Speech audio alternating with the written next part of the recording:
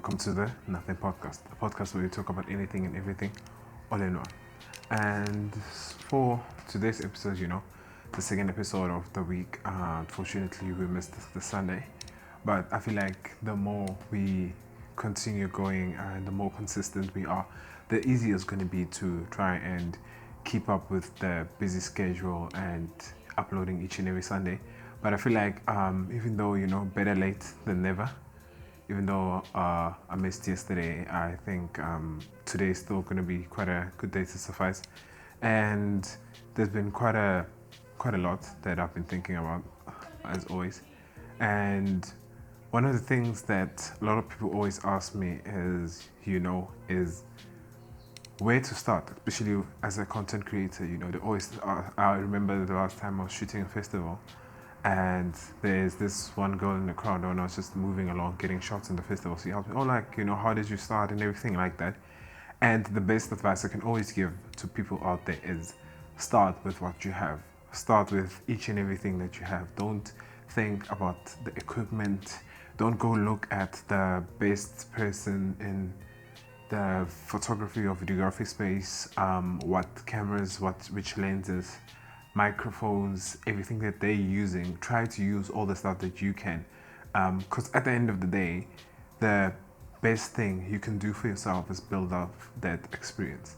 The best thing you can do when people are being hired to shoot jobs and commercials and stuff like that, they don't look at the equipment. Of course, the equipment to a certain point matters, but the more you go up in the hierarchy of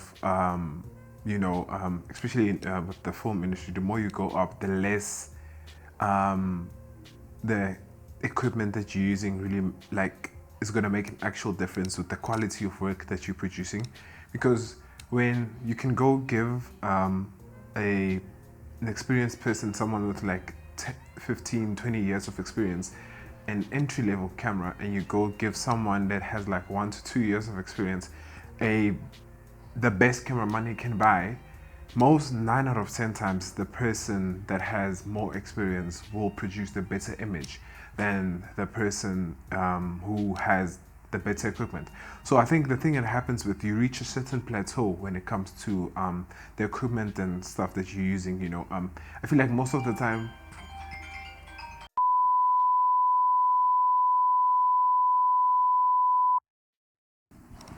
Sorry about that. But yeah, as I was saying, that as a filmmaker, photographer, you reach a certain plateau especially with the equipment, where most people, when they upgrade their cameras or lenses or whatever, it's most of the time it's not really specifically for the image quality. It's more for the ease of use. How easy it is for you to use the camera with multiple people around you. How easy it is to change lenses. How easy it is to adapt certain lenses to that camera, and so on and so forth. That's what I see, with most of the people. Even so I feel like you reach a certain plateau where the gear doesn't really matter anymore. Whether you have a camera that costs 40,000 rand or a camera that costs 120,000 rand. The reason why people use that much more expensive camera is because it's much easier it's going to make your job easier. Which I feel like when you get paid on a regular basis, it makes more sense to invest in those more expensive cameras and expensive equipment, because it's going to save you a lot of time, and in exchange you can make more money. So which I feel like it's going to work out much better. And this goes hand in hand with a lot of things in life. I've been talking to quite a lot of people about consoles. So really going into deep dive and thinking and talking about, is there really a difference between a PlayStation 4 and a PlayStation 5? Yes, there is. There's a huge difference. Whether it's performance, ease of use, and everything like that. But for someone that literally just wants to come home and play maybe once, twice a week on weekends, you just play old Call of Duty or GTA 5 or some FIFA game, you're probably gonna play for 2, 3, 4 hours a week on it, I don't really justify going out and buying a brand new PlayStation 5 that costs like what, 12, 13,000 rand, where you can get a second hand PlayStation 4 that's still going to be able to run most games that people play, just probably a bit slower and stuff, for like 3,000-4,000 rand. So I feel like, especially when it comes to purchasing things, as people you should always do your due diligence and do your research. Whether you buying a new TV, a new laptop, a new fridge, even when it comes to groceries, price matching and comparison. And it's so much easier to compare things with different stores these days because, most of the time you can just go and search whatever it is that you're looking for. Let's say you're looking for some dishwashing soap, you just go search a specific one that you need and it'll show you the prices at the different, like Macro, Game, Pick and Pay, Spar, and so on and so forth, where you can compare the prices and really see and do something that's going to be way more suitable for you and yourself, And yeah, like, speaking of comparison, there's a thing that I've noticed, especially like with a lot of my peers that grew up around social media, where as a person, you will compare yourself to the things that you see on social media, which is always not always a good thing, because most of the time people get discouraged. They feel like they're not doing enough and they then lack motivation to continue and to work hard in the thing that it is that they do, because you'll see a high school mate of yours just bought a house or a car or whatever, and you feel like, wow, maybe I feel like perhaps sometimes I'm not doing it enough. And I think I speak for a lot of people when I say that sometimes in life you feel like you're not doing enough in life. You feel like, you just got back from work and you feel like, I'm not really, really exhausted, so maybe I could have done more. Or you just got back from the gym and you feel like you could have given more, which in turn is going to force us as people to push ourselves to a certain extent where we're going to burn out easier. And if it's something like in the gym, you might injure yourself, and in turn you could do more damage than good, because you're going to have to rest longer because now your muscles are sore for a longer time.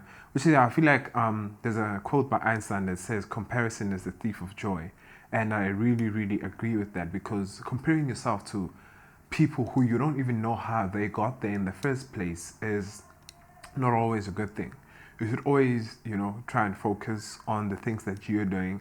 And I know there's this analogy, the popcorn analogy, whereas in life, it's not a sprint, it's a marathon. You should, when you put popcorn in a pot or two for them to pop, they don't always pop at the same time. Some pop sooner than others, some pop later than others, and then we get in some cases where some never even pop.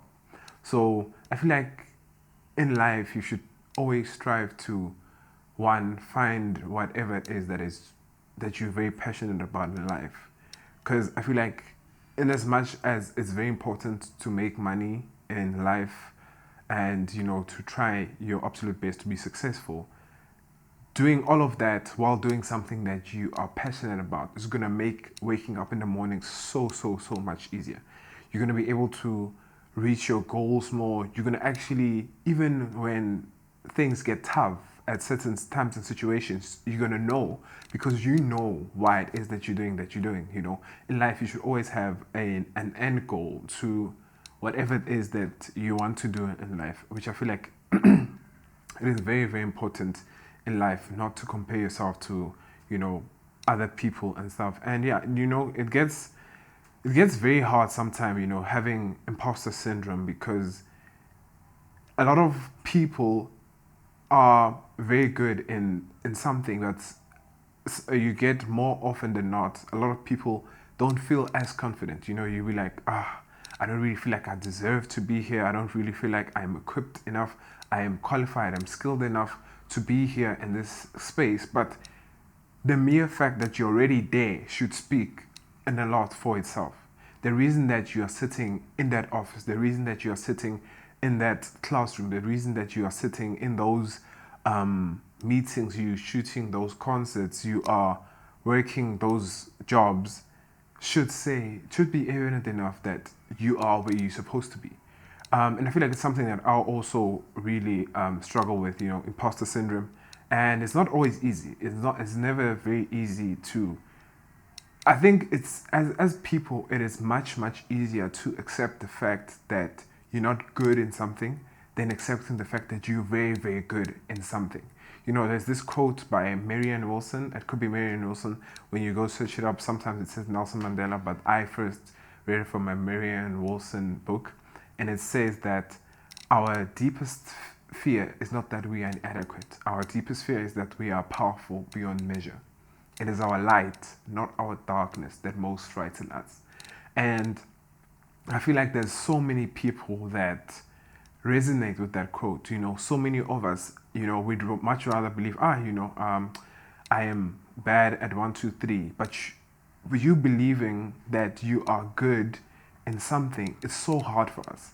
And it is something that's going to hold us back for such a long time because, as people, you should accept that you're great in something, because I feel like we were all placed on this earth for a certain reason. Even though some people don't believe that they were placed on earth for a certain reason, I feel like we are always placed on earth for, a certain reason that we are here.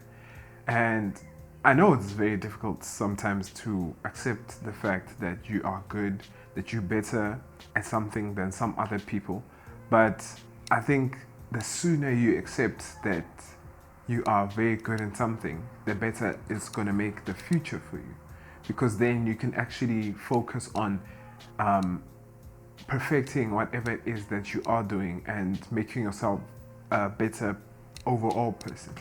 And yeah, that is something that I feel like a lot of us really struggle with, having imposter syndrome and not thinking that you are good enough to be in certain places and comparing yourself with other people. Always feel like, maybe if I had this and this and this, I would be better and stuff. But you don't. Like, you don't have those things. What you have is this situation that you are in currently, the present moment. Thinking about the future or the past won't change the fact that you are here now. And I feel like it's something that a lot of us need to always constantly remind ourselves is to live in the present. Don't think of the future, and also don't live in the past, because a past is a story that we tell ourselves. Past have already happened. You should always try and think ahead and think about the future. And I feel like that's a good place to leave it for this week, even though I know it was a bit of a shorter episode with phone calls and interruptions. Let me know what you guys think. Do you struggle with imposter syndrome? Do you feel like sometimes you're not good enough to be in certain spaces and certain places that you have been placed in life? But that was it for this week on the Nothing Podcast. You guys should stay good, and if you're not good, take pictures. Cheers, guys.